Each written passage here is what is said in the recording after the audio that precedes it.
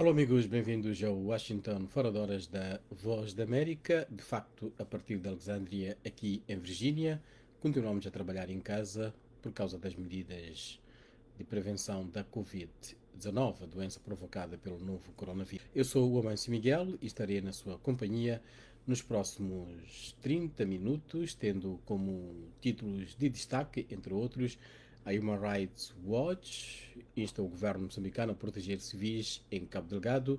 O Tribunal de Contas de Angola alerta que os seus funcionários exercem advocacia em violação às normas, alguns funcionários. O presidente da UNITA aconselha o governo a abraçar o passaporte digital de vacinação contra a Covid-19. Jacob Zuma, ex-presidente da África do Sul, em observação médica, e talibãs assassinaram o diretor do Centro de Informação do governo afegão. Este, o Washington Fora de Horas, neste que é o dia 6 de agosto de 2021, no dia em que na história recordamos, por exemplo, o nascimento em 1928 de Andy Warhol, uma das figuras influentes das artes no século XX. Nasceu André Warhol em Pittsburgh, na Pensilvânia, não muito longe aqui de Washington, D.C., uma importante figura das artes que lançou na década de 1960 o famoso movimento de pop art que influenciou e ainda continua a influenciar as artes plásticas um pouco por todo o mundo. Também a 6 de agosto, mas em 1945, os Estados Unidos tornaram-se no primeiro e único país a usar uma bomba atômica durante o tempo de guerra, a bomba que foi lançada sobre a cidade de Hiroshima, no Japão. Este, o Washington Fora de Horas. Vamos agora para as notícias. As autoridades moçambicanas devem permitir imediatamente que civis deixem as zonas de combate e assegurar que a ajuda humanitária chegue aos necessitados, defende a organização não governamental Human Rights Watch, numa nota divulgada nesta sexta-feira a partir de Joanesburgo, na África do Sul.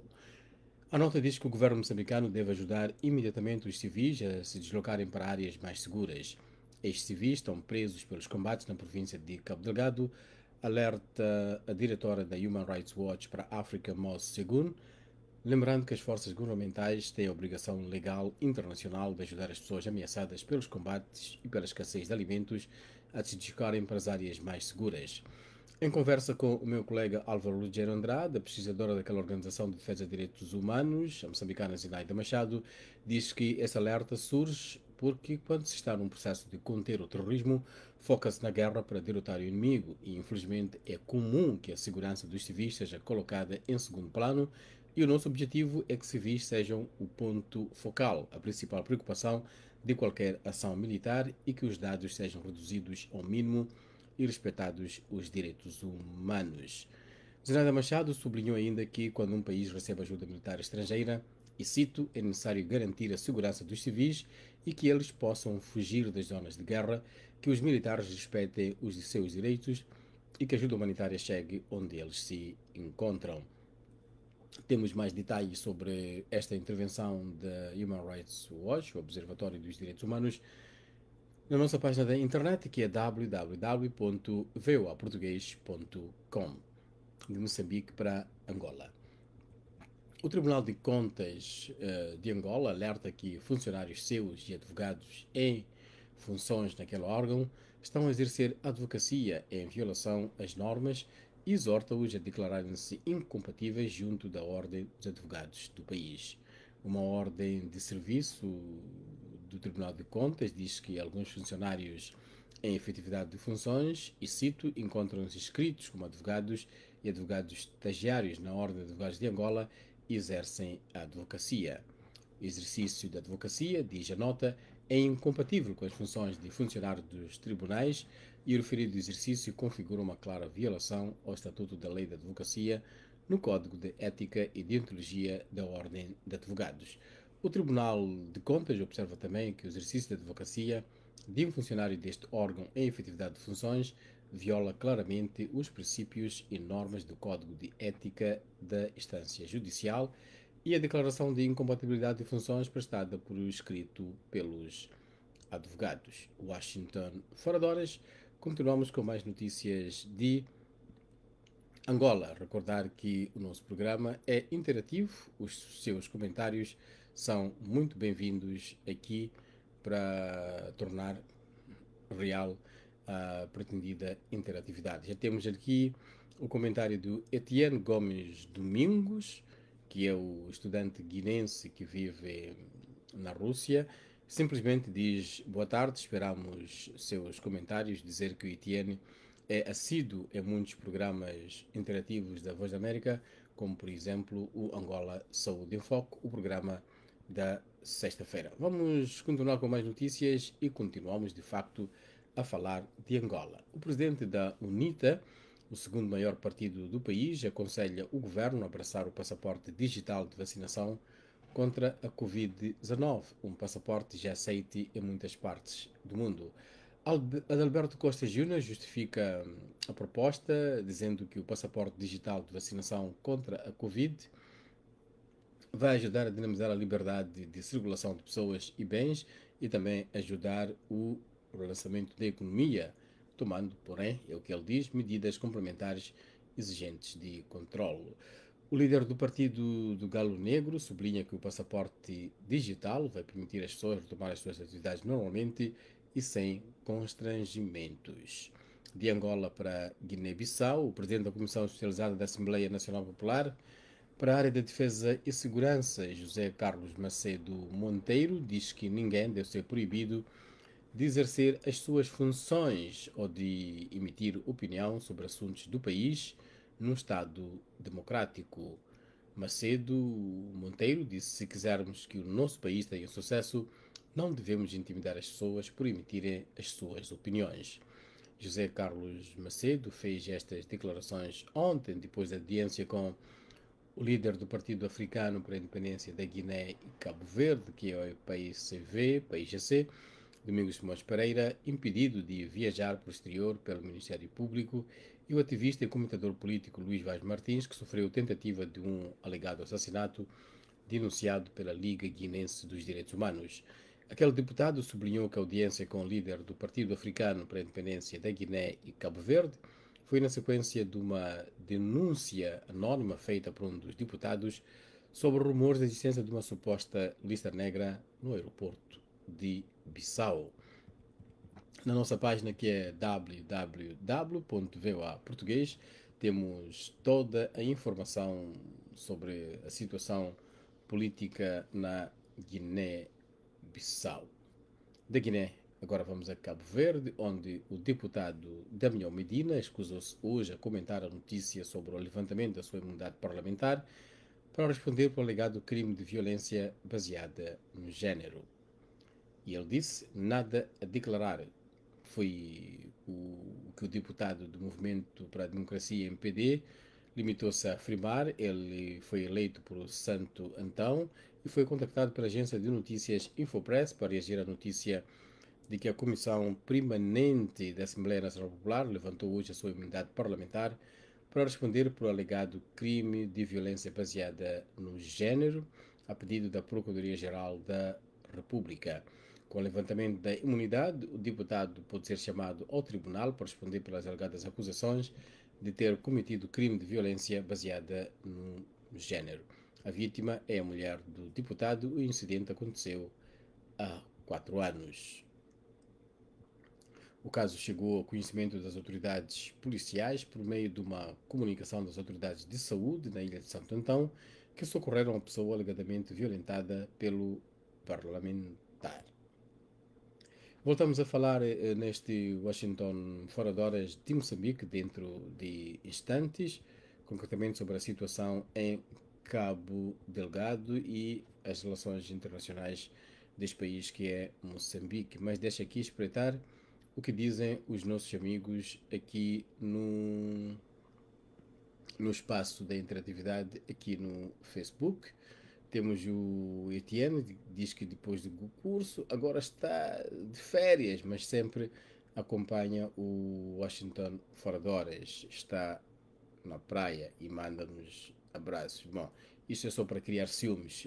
Obrigado pela atualização, Etienne. Continua a participar e também a comentar nos vários programas da Voz da América.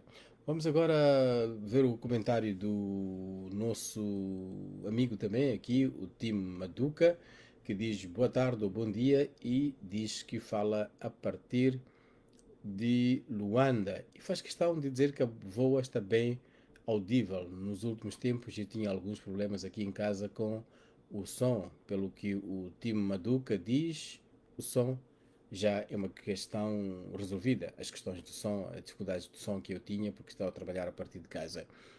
E o Ciso Machava diz boa tarde, Washington, fora de horas, diretamente a partir da capital moçambicana, Maputo.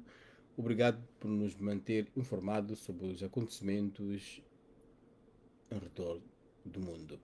Vamos voltar para as notícias e havia prometido que a notícia seguinte é também de Moçambique e vamos agora exatamente para essa notícia de Moçambique que tem a ver com a província de Cabo Delgado.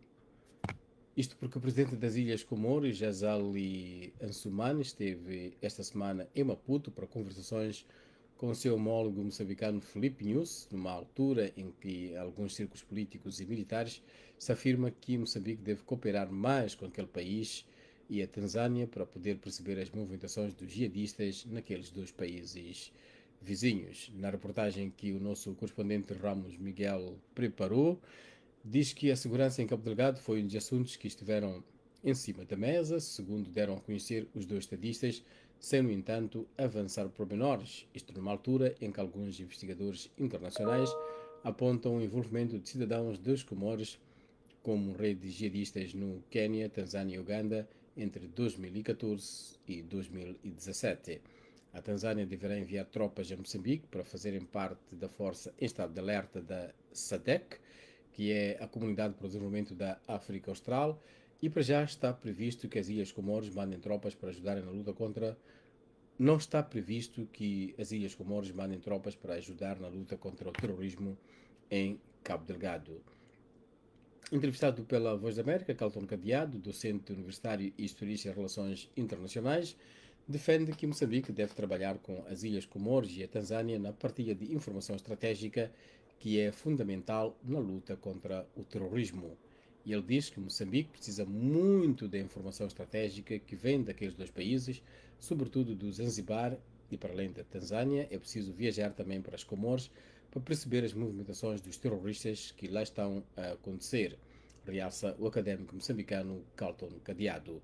Outros analistas fazem notar que a visita do presidente das Ilhas Comores a Moçambique talvez se enquadre nesse âmbito, sendo que outros consideram que a mesma sinaliza a vontade daquele país de se juntar aos esforços para combater o jihadismo na província de Cabo Delgado, norte de Moçambique. Recordar que esta insurgência começou, pelo menos pelos dados oficiais, em 2017, no mês de outubro, e nestes 3 anos e meio, a caminho do quarto ano, provocou a morte de pelo menos 2.500 pessoas e mais de 800 mil pessoas foram forçadas a fugir para regiões que consideram seguras, e essas pessoas vivem neste momento de total dependência de ajuda de organizações internacionais, nacionais e também de seus familiares que já viviam nas suas dificuldades. Teremos na nossa emissão de rádio mais detalhes sobre esta visita do presidente das Comores a Moçambique.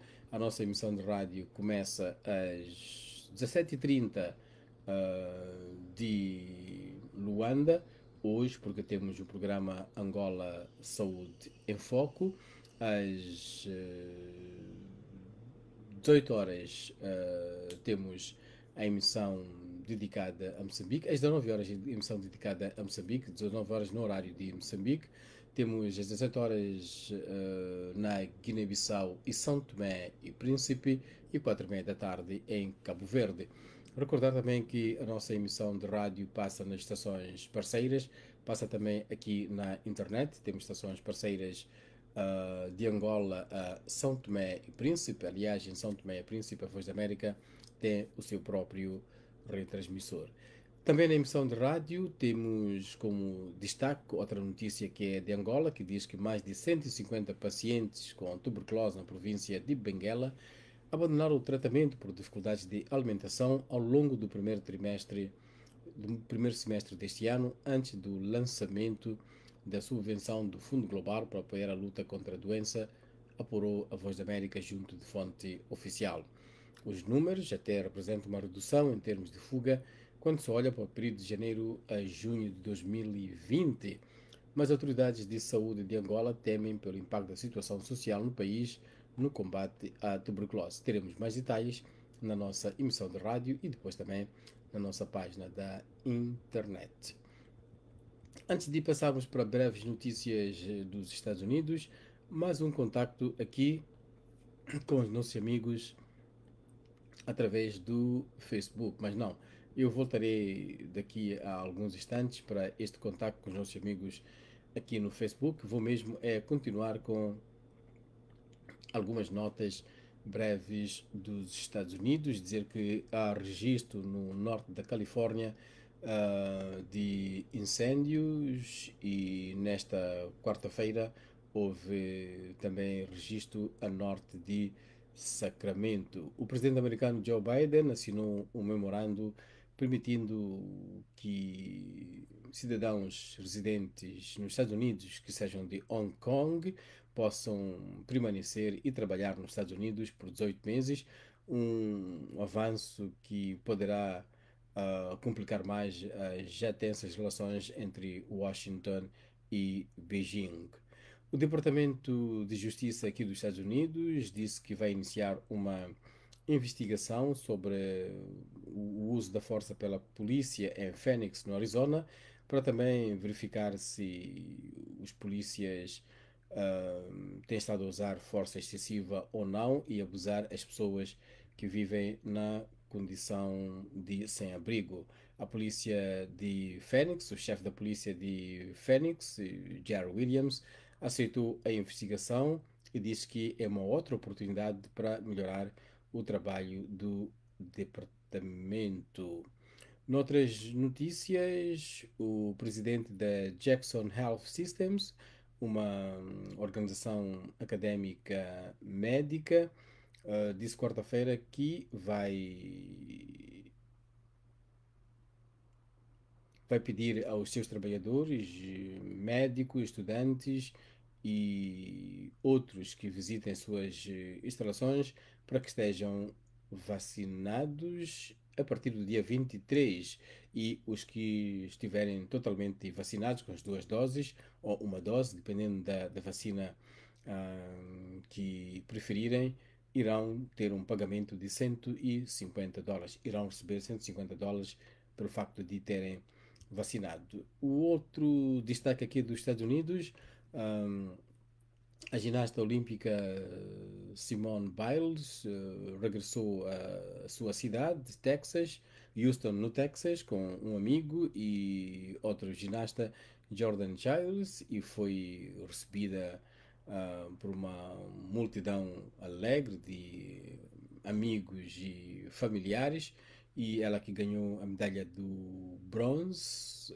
numa das provas de ginástica e foi a sua sétima medalha olímpica uma semana depois de ter abandonado as competições, mas nos últimos dias das competições ela voltou e ganhou uma medalha de bronze, que é a sétima olímpica da sua carreira e mais uma medalha para os Estados Unidos. Estes são alguns dos destaques das notícias americanas. E se visitar a página da Voz da América, www.voaportugues.com, pode ir à secção de vídeos e ter lá sempre uma secção com notícias breves do continente africano, do mundo e também dos Estados Unidos, o Voa 60 América, Voa 60 África e Voa 60 Mundo. São notícias breves que atualizam aquilo que é a situação nos vários países do mundo.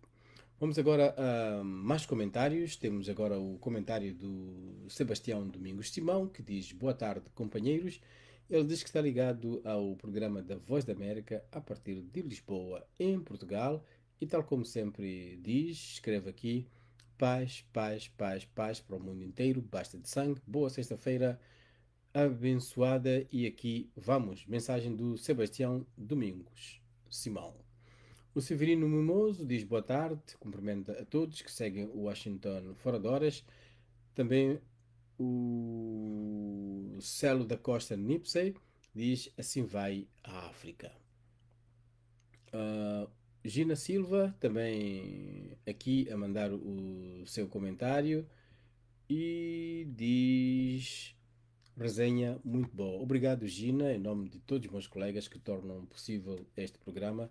Estes comentários nos fazem ficar mais gordinhos, não é verdade? Obrigado, Gina Silva, que também participa regularmente no Washington Fora de Horas. Vamos voltar às notícias. E o Israel diz que está pronto para uma escalada na fronteira. Estava pronto para uma escalada na fronteira libanesa após uma troca de tiros hoje com o grupo militante xiita Hezbollah, mas minimizou as perspectivas de uma guerra generalizada.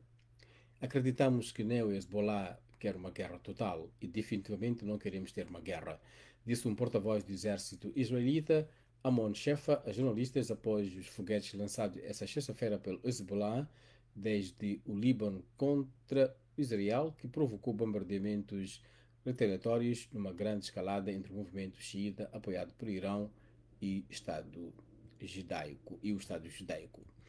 Voltamos para mais notícias do continente africano. O ex-presidente sul-africano Jacob Zuma, de 79 anos de idade, foi hoje internado no hospital fora da prisão, onde se encontra para observação médica. Não foi dada qualquer razão para a hospitalização, além de ter sido motivada por uma observação de rotina. O ex-líder viajou para Cuba no ano passado para receber tratamento para uma doença não revelada. O reinício de um julgamento Zuma por corrupção está previsto para 10 de agosto. Contra Zuma pesam 16 acusações de fraude, corrupção e chantagem relacionadas com a compra em 1999 de equipamento militar a 5 empresas europeias quando era vice-presidente da África do Sul. Estes processos têm sido de forma repetida adiados, dada a origem de acusações de táticas de adiamento por parte da equipa de defesa de Jacob Zuma.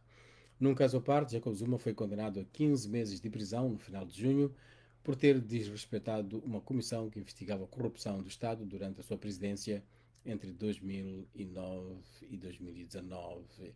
Começou a cumprir a pena a 8 de julho na prisão Estcourt, no leste do país. A sua prisão provocou uma onda de violência e pilhagem na sua casa, na sua terra natal, a província de KwaZulu-Natal, e na capital financeira da África do Sul, que é a cidade de Joanesburgo. Noutras notícias também é destaque na África do Sul a remodelação governamental feita pelo presidente Cyril Ramaphosa. Ontem ele fez algumas trocas no seu governo e vendo aqui no News 24 há uma indicação de que o presidente Cyril Ramaphosa vai anunciar às 20h30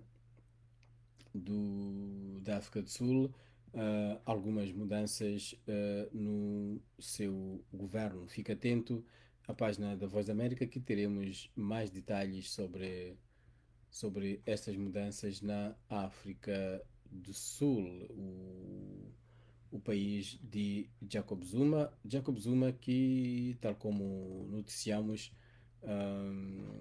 foi ao hospital para observação, um hospital fora da prisão. Vamos continuar com mais notícias aqui neste nosso Washington fora de horas. Uma das posições que Jacob Zuma trocou é aquela de ministro da Defesa e também há posições relacionadas à segurança do Estado que foram mexidas. Vamos continuar com mais notícias de atualidade no continente africano.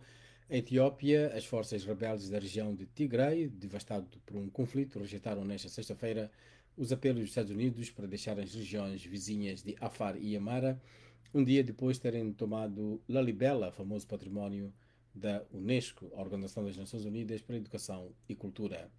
Nada do governo vai acontecer, ou melhor, nada do género vai acontecer se o bloqueio não for levantado, disse Getachew Reda, porta-voz da Frente de Libertação do Povo do Tigray, TPLF, referindo-se a restrições de acesso humanitário. O norte da Etiópia tem sido assolado pelo conflito desde novembro passado, quando o primeiro-ministro Abiy Ahmed enviou tropas para derrubar o TPLF em resposta aos ataques aos campos de exército, tal como justificou Abiy. Mas em junho, as forças pro-TPLF recapitularam a capital Tigray de Mekelle e o exército etíope retirou-se em grande parte. Desde então, a TPLF tem pressionado para leste na região vizinha de Afar e para o sul em Hamara. Altos funcionários dos Estados Unidos, incluindo a diretora da USAID, Samantha Power, que visitou a Etiópia esta semana, apelaram à TPLF para se retirar e para que todas as partes cessassem as hostilidades e se concentrassem, em vez disso, em abordar a catástrofe humanitária em Tigray. Na quinta-feira, os combatentes da TPLF entraram em Lalibela sem lutar, uma vez que as forças de segurança se retiraram antes do seu avanço, disseram residentes à agência France Press. Atualidade sobre a Etiópia disponível em www.voaportugues.com. Na nossa página em inglês, o VOA News, temos ainda mais detalhes sobre a situação deste conflito da Etiópia. Os talibãs assassinaram esta sexta-feira o diretor do Centro de Informação dos Mídias do governo afegão, dias depois de avisar que iriam atacar figuras séniores da administração em retaliação ao aumento dos ataques aéreos. O assassinato segue-se a outro dia sangrento de combates no Afeganistão, à medida que a guerra se alastra para Cabul pela primeira vez em meses, e ocorreu horas da reunião, antes da reunião do Conselho de Segurança da Organização das Nações Unidas em Nova York para discutir o conflito no país. Os militares afegãos e norte-americanos intensificaram os ataques aéreos na sua luta contra os rebeldes numa série de cidades e os talibãs disseram que a operação em Cabul foi a sua resposta. Na luta no longo conflito do Afeganistão, intensificou-se desde maio, quando as forças estrangeiras iniciaram a fase final de uma retirada que deverá estar concluída no final deste mês.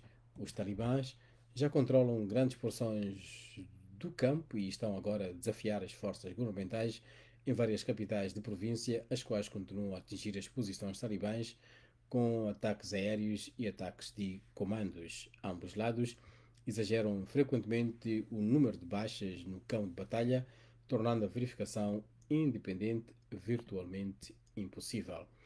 Notícias aqui de todo o mundo no nosso Washington Fora de Horas, que caminha já mesmo para o seu final. Mas mesmo antes de sairmos, temos aqui alguns comentários.